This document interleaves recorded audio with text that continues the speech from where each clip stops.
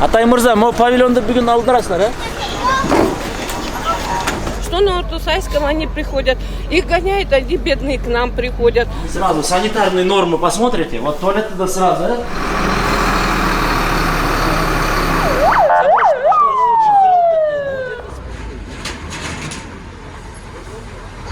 Мыйзамсыз соодадан кийин калган нерселер. Бизге деле бул жерде кыйын да, условиясы жок, айла жок, турабызда. Мы сразу санитарные нормы посмотрите, вот туалет туда сразу, а? Санитарные нормы. Департаментке муниципального имущества провести работу. Ну, образец катары Аламедин базарында карап коюңуз туалеттин состояниясын. И Ош базарында карап коюңуз. Асман менен жерде айырмасы бар экен да. Давай тротуарга саламатчылык.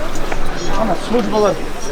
Ассаламу алейкум. Ошол мыйзамсыз соода ким өз калоо менен кетсе, өз калоо менен кетсе, буга чейин журналисткаларга айтам, бир жумадан бери муниципалдык инспекция уведомленияны таратып жүрөт. Алын ала иштери биз өткөрдүк. Эгер өздөрү өз калоо менен кетсе, анда муниципалдык инспекция эмелерди албагыла. Оокаттардын баарын албагыла, тазаласын. Анан кийин Бас бүгүн кириш керек, Бишкек асфальт сервис. Могу жерде тротуар салдырып, жаңы разметканы бүгүн тазалык жуп коет моякты. Жаңы разметканы эме кылабыз. Эме биздин негизи максатыбыз бул өрт коопсуздугу, анан кийин Аларча дарыясын тазалоо иштери. Бул мыйзамсыз соодадан кийин калган нерселер. Бирок мындай жагдай негизи күн сайын экен. Күн сайын. Анткени тилекке каршы бүгүнкү күндө ошол мыйзамсыз соода кылгандардын бирде тазалык менен келишими жок. Ошол эле таштанды, ошол ирригационный системада кыртылып. Андан тышкары могу жерде тротуар болуш керек негизи. Могу тротуар эл баскан жол да. Онда Бишкек асфальт сервис тарабынан жаңы тротуар салынат. Буюрса могу оокаттардын алып кеткенден кийин жаңы тротуар салынат. Знаете, вот мы постоянно, вот сейчас мы смотрим это все со слезами. Я почему обращаюсь? Я просто хочу, чтобы, все было в порядке законности. Да. Мы все хотим, чтобы было в порядке. Я не знаю, мы уже думали найти блогера, чтобы как-то, через YouTube Вы же понимаете, вы говорите в порядке законности, вы правы, да, в порядке законности. Но сейчас-то вы же незаконно. Незаконно, да, но мы хотим легализовать. Все хотят закона. Но когда этот закон, когда именно сталкивается с этим гражданин против этого закона. Но вы хорошие идеи говорите. Вы говорите, бюджетный муниципальный базар можно же для пенсионеров сделать. Вот у нас действительно в основном вы пройдитесь там рынка, да? Мы на Блошином сидим, что на Алтусайском они приходят, их гоняют, они бедные к нам приходят. Старый толчок какой-то вопрос, они бедные к нам приходят. В принципе, у нас, почему в субботу и воскресенье такое большое количество, у нас из Беловодска, из Сокулука, из пригорода, отовсюду приезжают. Поэтому, если будет один базар, мы уже говорим... Вы готовы переехать, Мы готовы, но лишь бы сделать чтобы нам постоянное место дали, и мы уже, понимаете, если дадут постоянное место, то уже и привыкнут люди. Они все туда будут приезжать. А у вас же вещи, получается же, правильно? У нас вещи, старая посуда, все такое, старый инвентарь советский. А вот ваши коллеги, торговцы, они, если мы выделим место, они согласны будут оплачивать тазалык? Мы сказали, что мы готовы там какой-то... естественно, мы почему просим, чтобы был бюджетный базар, мы такие большие аренды не можем оплачивать. Понятно, да. Потому что у всех пенсионное удостоверение. А у вас и торговля есть, да. По чуть-чуть у нас товар.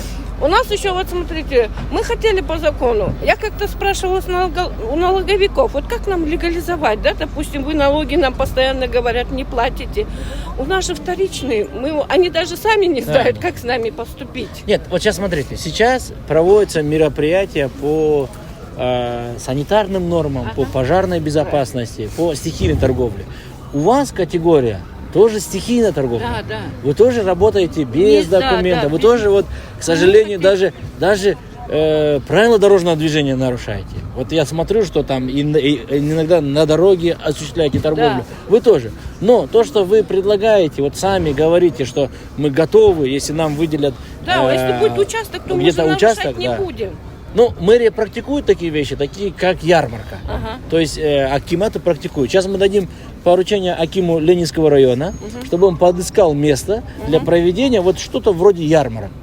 Ну хотя бы в И мы, определенные да, дни, определенные уже, дни. чтобы мы знали уже. Да, Да, и мы, скорее всего, вам это предложим хочу, это. да. Давайте так договоримся. Где-то через неделю-две я к вам сам приду. Хорошо, мы будем Чтобы ждать. поговорить с А мы торговлей. вот завтра тоже хотим сделать собрание, чтобы... Ну вот как да, раз обсудите и этот вопрос. будем ждать тогда Всё. 2 недели. Тогда через 2 недели я к вам Всё, приду. спасибо Всё, большое. договорились. Моңларды алып кетеді. Моңларды. Бүт ошол Аларча дарыясынын жээгинде турган мыйзамсыз курулуштарды бүт баарын алып кетеді. Атай мырза, могу павильонду бүгүн алдырасыздар, э? Могу павильонду да.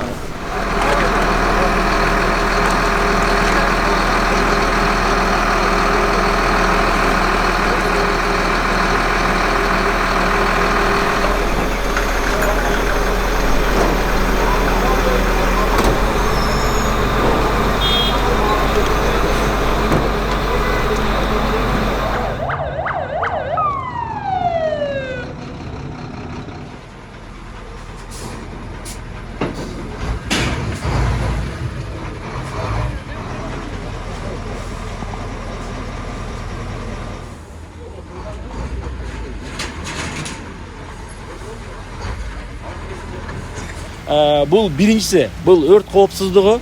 Анан кийин ошол Аларча, Аламидин нугун тазалоо жумуштары. Үчүнчү маселе бул мыйзамсыз соода, башаламан соода дейт. Тилеге каршы 3 нерсе ошол Оз базарында бар экен да. Бүгүн мына келдик, өзү көрүп атасыз, службалардын баары жүрөт. Биринчи МЧС тарабынан Аларча дарыясын тазалайбыз.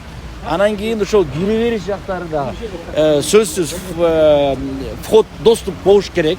Анан экинчи бүгүнкү күндөн баштап 2 жума МЧС тарабынан учениялар болот. Бул өрт коопсуздугу боюнча. Тилеге каршы азыр өзү да күбө болосуз, машинага, МЧСтин машинага киргенге мүмкүнчүлүк жок экен. Кудай сактасын, бир өрт болуп калса, анда МЧСтин машинасы кире албай калат. Анан ошол мыйзамсыз соода боюнча 1-2 маалымат берели. Айбек Жанышбековичтин тапшырмасы менен атайын могу жерге павильон коюлду. Ошол павильон бул мэрия тарабынан коюлду. Ошол мэриянын бир специалисти отурат.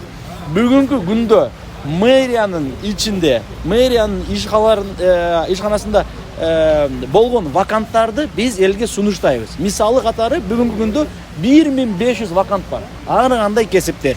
Бул дворник болобу, сантехник болобу, инженер болобу, бухгалтер болобу, ар кандай кесиптер. Ошондо биз элге сунуштайбыз. Андан тышкары мыйзамсыз соодагерлерге көрсө, базардын ичинде 72 орун, дыйкан базарынын ичинде орун бар экен, место.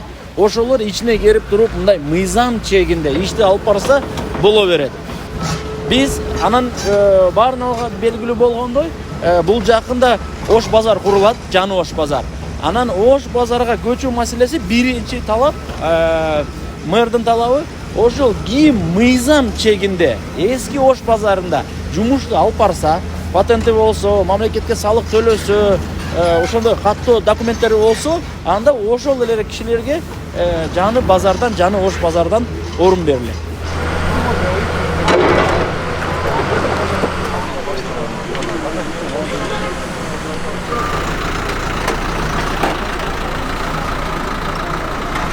Азыр айтып атпайбы, жол жээктесиңер, мыйзам бузуп атасыңар, транспортко тоскоол болуп атасыңар деп башка место берсе жыласыздарбы? Жылабыз башка место берсе. Патент деле төлөйбүз, местага деле төлөйбүз. Бизге деле бул жерде кыйын да, условиясы жок, айла жок турабыз да. Условиясы бар жер берсе, биз деле турабыз да. Кантип турбай коебуз. Жан деле турабыз, место берилсин.